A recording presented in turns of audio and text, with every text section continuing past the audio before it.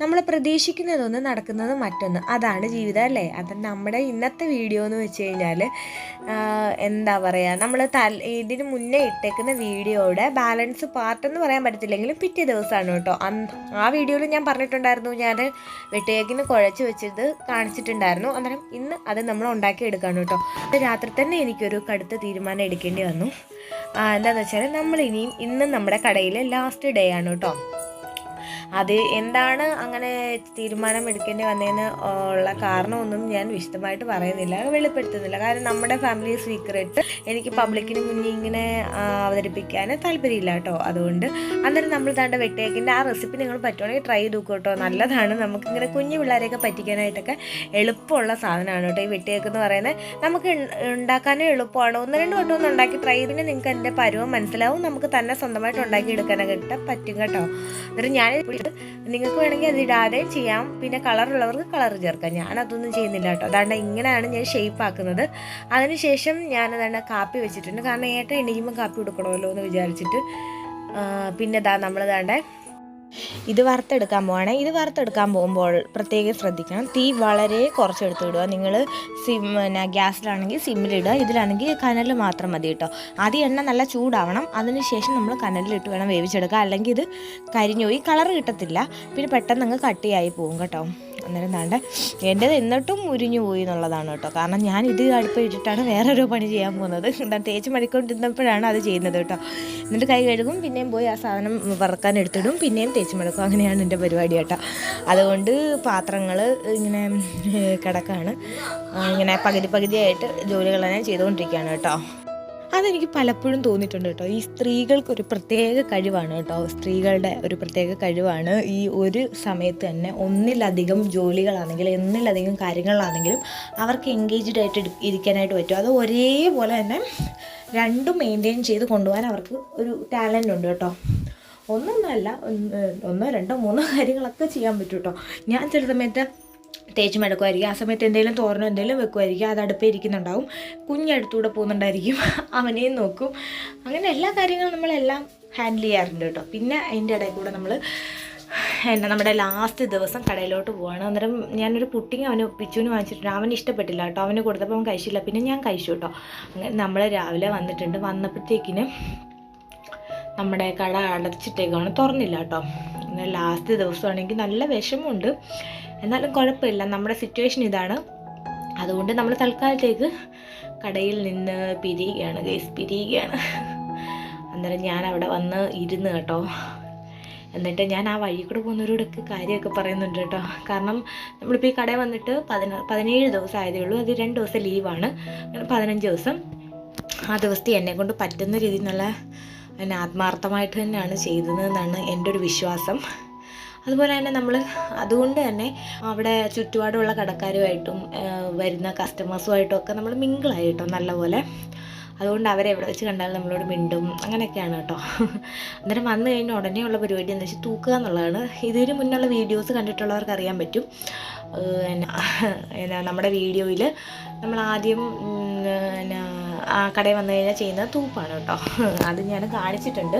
അത് കഴിഞ്ഞിട്ട് നമ്മൾ പിന്നെ ചെയ്യുന്നത് അടുക്കള വന്നിട്ട് ഈ അടുക്കള പരിപാടികളാണ്. ഇത് നേരത്തെ അവൻ തന്നെയാണ് നിതിൻ തന്നെയാണ് ചെയ്തുകൊണ്ടിരുന്നത്. ഞാൻ അവനോട് പറഞ്ഞുകൊണ്ടിരിക്കുന്നത് നാളെ നീ തന്നെ ചെയ്യേണ്ടി വരുവാടാന്ന് പറഞ്ഞിട്ട് അവനോട് അത് തന്നെ പറഞ്ഞുകൊണ്ടിരിക്കുകയാണ്.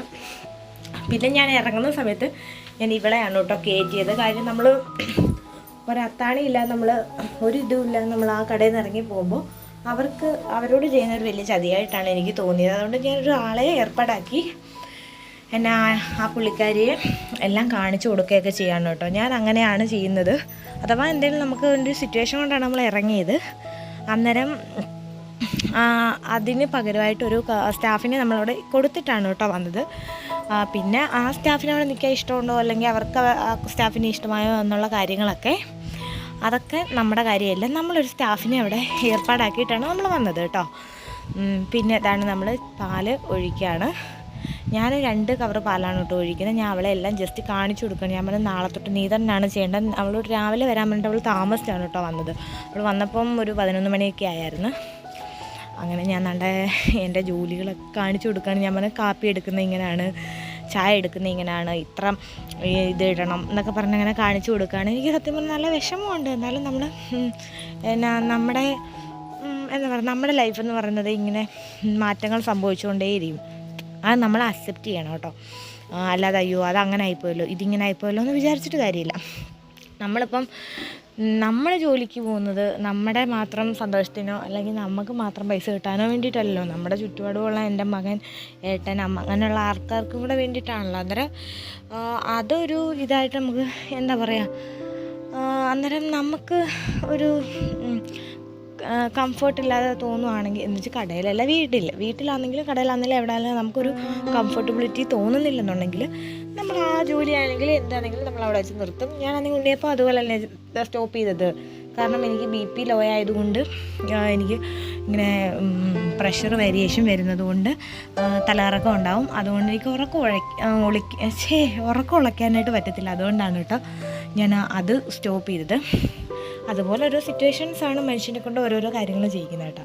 അങ്ങനെ സ്റ്റാഫുകളൊക്കെ ഓരോ ആൾക്കാരിങ്ങനെ വരുമ്പോൾ നാരങ്ങ വെള്ളം അത് ഇതെല്ലാം ഞാൻ അതെല്ലാം എടുത്ത് കാണിച്ചു കൊടുക്കുകയാണ്. മോളെ അങ്ങനെയാണ്, മോളെ ഇങ്ങനെയാണ്, അത് എടുക്കണമെങ്കിൽ അതിന് ഇത്ര എടുക്കണം, മറ്റേതിന് ഇത്ര എടുക്കണം, എല്ലാം ഞാൻ അവളോട് പറഞ്ഞ് കൊടുക്കുകയാണ് കേട്ടോ. കാരണം നമ്മൾ കുറച്ച് ചെയ്താൽ മതി, അങ്ങനെ ചെയ്യണം ഇങ്ങനെ ചെയ്യണം, പിന്നെ തുടയ്ക്കണം തൂക്കണം അതെല്ലാം പറഞ്ഞു കൊടുക്കുകയാണ് പുള്ളിക്കാരിക്ക്. പിന്നെ ഇതെല്ലാം കണ്ടോ, ഇതെല്ലാം ഇന്ന് തന്നെ വരുന്ന സാധനങ്ങളാണ് കേട്ടോ. പിന്നെ ഇതാണ്ടത് കണ്ടോ, ഞാൻ വർക്ക് ചെയ്യുന്ന ബേക്കറിയുടെ തൊട്ടടുത്തുള്ള ഫാൻസി സ്റ്റോറാണ്. ഇവിടെ നിന്നാണ് ഞാൻ തടി സ്പോഞ്ച് വാങ്ങിച്ചത്. ഇത് നിങ്ങൾ അല്ല കണ്ടു കാണത്തില്ല കേട്ടോ. കാണുമോ ഇല്ലായിരിക്കും, അറിയത്തില്ല. അന്നേരം ആ സ്പോഞ്ച് ഞാൻ ഇവിടെ നിന്നാണ് വാങ്ങിച്ചത് കേട്ടോ. എനിക്കിത് ഇഷ്ടപ്പെട്ടങ്ങ്. പിന്നെന്താ പറയുക, ഞാൻ കുറേ നാളും കൊണ്ട് വിചാരിക്കുന്ന കാര്യങ്ങളാണ് 1-2 സാധനങ്ങൾ വാങ്ങണമെന്നുള്ളത്. അന്നേരം ഞാൻ ഇവിടുന്ന് ഞാൻ ഉദ്ദേശിച്ച സാധനങ്ങളൊക്കെ വാങ്ങിച്ചു. ഒരു ലിപ് ബാം വാങ്ങണമായിരുന്നു, പിന്നെ ഒരു ഐബ്രോ പെൻസിൽ വാങ്ങണമായിരുന്നു. അങ്ങനെ കുറച്ച് സാധനങ്ങൾ, ചില്ലറ അൽക്കുലത്തെ സാധനങ്ങളൊക്കെ ഞാൻ വാങ്ങിച്ചു കേട്ടോ. അതുകൊണ്ട് അവിടുത്തെ കളക്ഷൻസ് ഉണ്ട് ഒരുപാട്, എല്ലാത്തിനും ഒരുപാട് കളക്ഷൻസ് ഉണ്ട്. ഇവർക്ക് 2 സ്റ്റോറുണ്ട്, ഒന്നിവിടെ, ഒന്ന് ബസ് സ്റ്റാൻഡിൻ്റെ അവിടെ ഉണ്ട്. ഞാൻ പിന്നെ ഒരു പിന്ന് വാങ്ങിച്ചിട്ടുണ്ടായിരുന്നു കേട്ടോ. കാരണം പിറ്റേന്ന് നമുക്ക് അമ്പലത്തിൽ ഉത്സവമായിരുന്നു. അന്നേരം ഉത്സവത്തിൻ്റെ വ്ലോഗ് ഞാൻ ഇടുന്നുണ്ട്, മറക്കാതെ കാണും. നിങ്ങൾക്ക് ഒരിക്കലും മറക്കാൻ പറ്റാത്തൊരനുഭവമായിരിക്കും. കാരണം നമ്മളെപ്പോലുള്ള സാധാരണക്കാർ ഒരുപാട് അടങ്ങിയ ഒരു സ്ഥലമാണ് ഈ കോളനി എന്ന് പറയുന്നത്. അന്നേരം അവരുടെ ഒരാഘോഷവും സന്തോഷമുള്ള സംഭവമാണ് നമ്മുടെ ഉത്സവം എന്ന് വെച്ച് കഴിഞ്ഞാൽ. ഉത്സവത്തിൻ്റെ വീഡിയോ ഫുള്ള് ഞാൻ ഇടുന്നുണ്ട്. നമ്മുടെ പിള്ളേരുടെ ഡാൻസ് കാര്യങ്ങളെല്ലാം ഉണ്ട്. അന്നേരം നിങ്ങൾ മറക്കരുത് കേട്ടോ. ഓക്കെ, എന്നിട്ട് ഞാനാണെങ്കിൽ നമ്മുടെ ഇവിടെ വന്ന് ശരവണഭവനി എൻ്റെ വെയിറ്റ് കണ്ടു, 63.4 കിലോ ഉണ്ട്, 63 കിലോ ഉണ്ട്. നേരത്തെ 64 കുറഞ്ഞും കൂടി. ഈ 64 മുകളിലോട്ടും പോകത്തില്ല, 62 താഴോട്ടും പോകത്തില്ല, അങ്ങനെയാണ് കേട്ടോ. അവിടെ പോയി നമ്മൾ ഒരു മസാല ദോശ വാങ്ങിച്ചു. ലാസ്റ്റ് ദിവസം അല്ല, ഇച്ചിരി ആർഭാടം ആയിക്കോട്ടെ എന്ന് വിചാരിച്ച്. മസാല ദോശയ്ക്ക് ഭയങ്കര റേറ്റ് ആയിരുന്നു കേട്ടോ. ഞാൻ നോക്കിയപ്പം ആദ്യം ഞങ്ങൾ നേരത്തെ പണ്ട് വാങ്ങിക്കുമ്പോൾ 40 രൂപ ഉള്ളായിരുന്നു. ഇപ്പം ഞാൻ വാങ്ങിച്ചപ്പം 72 രൂപ കേട്ടോ. പ്ലസ് വടയും കൂടാണ്. 10 രൂപ വടയാണെങ്കിലും ബാക്കി 62 രൂപ മസാല ദോശയ്ക്ക്. എൻ്റെ പൊന്നെ എൻ്റെ കിളി പോയി കേട്ടോ.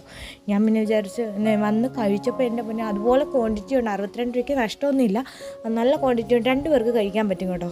എനിക്ക് ഭയങ്കരമായിട്ട് വയറ് നിറഞ്ഞിട്ട് എനിക്ക് ഉറക്കമൊക്കെ വരുന്നുണ്ടായിരുന്നു കേട്ടോ. പിന്നെ നമ്മുടെ ജോലികൾ നമ്മൾ തന്നെ ചെയ്യണമല്ലോ, അതുകൊണ്ട് ഉറങ്ങാനൊന്നും നിന്നില്ല. നമ്മൾ നേരെ നമ്മുടെ പരിപാടിയിലോട്ട് തന്നെ കടന്ന്. കാരണം കസ്റ്റമേഴ്സ് ഇല്ലെങ്കിൽ നമുക്ക് ഉറക്കമൊക്കെ വരും കേട്ടോ. അല്ലാതെ നമ്മൾ കസ്റ്റമേഴ്സ് കൊണ്ട് ഇങ്ങനെ എൻഗേജ്ഡ് ആയിട്ടിരിക്കുകയാണെങ്കിൽ ഒരു പ്രശ്നമില്ല. നമ്മൾ ഹാപ്പി ആയിട്ട് അങ്ങനെ ഇങ്ങനെയൊക്കെ അങ്ങ് തട്ടിപ്പൊട്ടിയൊക്കെ പോവും. അന്നേരം അങ്ങനെയൊക്കെയാണ് എൻ്റെ ബേക്കറി ലൈഫ്. ഞാൻ ഇതിന് മുന്നേ നമ്മൾ ബേക്കറിയിലൊക്കെ നിന്നിട്ടുണ്ടെങ്കിൽ നമുക്ക് എക്സ്പീരിയൻസ് ഉണ്ട്. പിന്നെ അതുകൂടാതെ നമ്മൾ എന്താ പറയുക, ഈ ബേക്കറികളിൽ മാത്രമല്ല, നമ്മൾ വേറെ കടകളിലും ഇങ്ങനെ സ്ഥാപനങ്ങളിലും ഇങ്ങനെ സെയിൽസ് ഗേളായിട്ടൊക്കെ നിന്നിട്ടുണ്ടായതുകൊണ്ട് നമുക്കറിയാം കസ്റ്റമേഴ്സിനോട് എങ്ങനെ സംസാരിക്കണം, എങ്ങനെ പെരുമാറണം എന്നുള്ളത് നമുക്കറിയാം. പിന്നെ ഇന്നത്തെ ദിവസം എനിക്ക് ഭയങ്കര ഒരു മോശം അനുഭവം കൂടെ ഉണ്ടായിട്ടോ. കാരണം ഇവൾ പുതിയ കുട്ടിയല്ലേ, അന്നേരം അവളോട് ഞാൻ പറഞ്ഞു കൊടുക്കുമായിരുന്നു, മോളെ ചായ എടുക്കുമ്പോൾ ഇത്രയും പഞ്ചാര ഇടാവൂ, വിത്തൗട്ടുകാർക്ക് പഞ്ചാര ഇടണ്ട, ഇതെല്ലാം പറഞ്ഞുകൊണ്ടിരുന്നപ്പോൾ ഒരു പുള്ളി സ്ഥിരമായിട്ട് ചായ കുടിക്കുന്ന ആളാണ്. അപ്പുറത്തെ ട്യൂഷൻ സെൻറ്ററിലെ സാറാണെന്നാണ് പറഞ്ഞത്. നല്ല പ്രായമുള്ള ആളാണ്. ഞാൻ ഇങ്ങനെ പറഞ്ഞു കൊടുത്തോണ്ട് ചായ എടുക്കുകയാണ്. ഈ പുള്ളി വന്നിട്ട് ഉടനെ പറയാണ്, എനിക്ക് ചായ വേണ്ട. ഞാൻ പറഞ്ഞു അതെന്താ ചായ വേണ്ട, എന്തോ പറ്റിയച്ചാ, അച്ഛ എന്നാണ് വിളിക്കുന്നത് കേട്ടോ.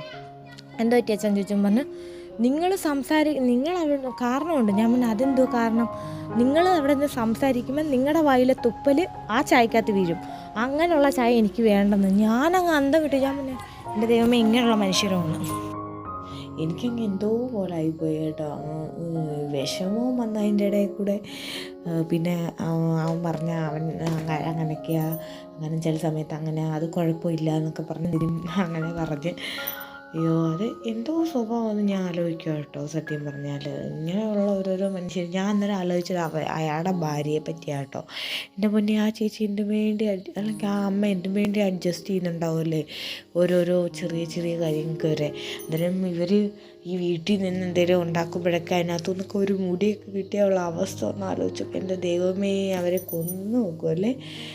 അയ്യോ, അങ്ങനെ നമ്മുടെ കാര്യത്തിലേക്ക് തിരിച്ചു വരാം. ഇത് നമ്മുടെ പത്തനാപുരമാണ് കേട്ടോ. ഞാൻ നേരെ പത്തനാപുരത്ത് വന്നിട്ട് നമ്മൾ 6:30 ഇറങ്ങി. പക്ഷെ ഞാനിങ്ങനെ അവിടെ എല്ലാം കറങ്ങി ഓരോരോ സാധനങ്ങളൊക്കെ വാങ്ങിച്ചു. കാരണം നമ്മൾ സാലറി കിട്ടിയല്ലോ. കാര്യം ഇങ്ങനെ ഇറങ്ങുമല്ലേ, അന്നേരം ഇറങ്ങുമ്പോൾ അത്രയും ദിവസം വർക്ക് ചെയ്തതിൻ്റെ സാലറി അവർ തന്ന്. അന്നേരം ആ പൈസ വെച്ച് ഞാൻ കുറച്ച് സാധനങ്ങളൊക്കെ വാങ്ങിച്ചു കേട്ടോ. വിച്ചൂട്ടിന് വാങ്ങിച്ചു, ഏട്ടന്, പിന്നെ എനിക്ക് ആവശ്യമുള്ള സാധനങ്ങൾ മെയിനായിട്ട്. കാരണം ഏട്ടനാ നമ്മൾ എന്താ പറയുക, എൻ്റെ മറ്റേ സാലറി കിട്ടിയപ്പോൾ നമ്മൾ കുറച്ച് സാധനങ്ങൾ വാങ്ങിച്ചിട്ടുണ്ടായിരുന്നു. ചെരുപ്പ് ഇതൊക്കെ വാങ്ങിച്ചിട്ടുണ്ടായിരുന്നു. പക്ഷെ ഇത്തവണ എനിക്ക് വാങ്ങിക്കാമെന്ന് വിചാരിച്ചു. ചെരുപ്പല്ല, നമുക്ക് കുറച്ച് ഇന്നോവേഴ്സും കാര്യങ്ങളും ഒക്കെ, പിന്നെ വേറെ എനിക്ക് കുക്കിങ്ങിന് വേണ്ട കുറച്ച് ഐറ്റംസ് ഒക്കെ വേണമായിരുന്നു. അന്നേരം അതൊക്കെ വാങ്ങിച്ച്. പിന്നെ നമ്മൾ 199 രൂപ കടയിൽ കയറിയിട്ടുണ്ട്. അത് എന്തിനാണെന്ന് വെച്ചാൽ വിച്ചൂട്ടിന് കുറച്ച് സാധനം വാങ്ങാനായിട്ടാണ്. വിച്ചൂട്ടിന് മാത്രമല്ല, നമ്മുടെ വീട്ടിലേക്ക് പ്ലേറ്റ് കാര്യങ്ങളൊക്കെ വേണമായിരുന്നു. അത് വാങ്ങിച്ചു. ഇവിടെ ഒരുപാട് സാധനങ്ങളുണ്ട് കേട്ടോ. എന്നിട്ട് എനിക്ക് പിന്നെ തലയിൽ എണ്ണ തേക്കാനായിട്ടൊരു ബോട്ടിൽ, പിന്നെ കുറച്ച് പ്ലേറ്റ്സ്, കുഞ്ഞൊരു പ്ലേറ്റ്, പിന്നെ മോനൊരു ബ്രഷ്, വണ്ടി, ഇതൊക്കെ വാങ്ങിച്ചു കേട്ടോ. പിന്നെ നമ്മൾ തിരിച്ച് വീട്ടിലെത്താറായപ്പോൾ റോഡ് ആണ് ഇത്രയും ഇരുട്ടി കേട്ടോ. പിന്നെ ഞാൻ ഷവർമ്മ വാങ്ങിച്ചിട്ടുണ്ടായിരുന്നു. പക്ഷേ ഈ ഷവർമ്മ ഏട്ടൻ കഴിച്ചില്ല കേട്ടോ. കാരണം അയാൾ അറിഞ്ഞതുമില്ല, അതെൻ്റെ ഭാഗത്ത് തെറ്റാണ്, ഞാൻ പറഞ്ഞതുമില്ല. അയാൾ വന്നപ്പോഴത്തേനും ഞാൻ ഉറങ്ങിപ്പോയി. അതുകൊണ്ട് ഏട്ടൻ അറിഞ്ഞില്ല കേട്ടോ. ഷവർമ്മ വാങ്ങിച്ച് അത് ഞാൻ എടുത്തൊരു മൂലയ്ക്ക് വെച്ചിരുന്നു. അവിടുന്ന് പൂച്ച വന്ന് രാത്രി എടുത്ത് കഴിച്ച് എൻ്റെ കാശ് വെറുതെ പോയി. എനിക്ക് ഭയങ്കര സങ്കടമായി. പക്ഷേ പിറ്റേ നമ്മൾ ഷവർമ്മ വാങ്ങിച്ച് കൊടുത്തു കേട്ടോ. ഇതാണ് മൊത്തത്തിലുള്ള അവസ്ഥ. ഈ സാധനം ഞാൻ വാങ്ങിച്ചതാണ്. അന്നേരം ഇത്രയേ ഉള്ളൂ നമ്മുടെ ഇന്നത്തെ വീഡിയോ. നിങ്ങൾക്ക് വീഡിയോ ഇഷ്ടമായ ലൈക്ക് ചെയ്യുക, ഷെയർ ചെയ്യുക, സബ്സ്ക്രൈബ് ചെയ്യുക. എൻ്റെ ചാനൽ ഇഷ്ടമാവുകയാണെങ്കിൽ ബാക്കിയുള്ള വീഡിയോസൊക്കെ എടുത്ത് കാണാൻ നോക്കുക കേട്ടോ. അന്നേരം അത്രയേ ഉള്ളൂ. ടാറ്റാ.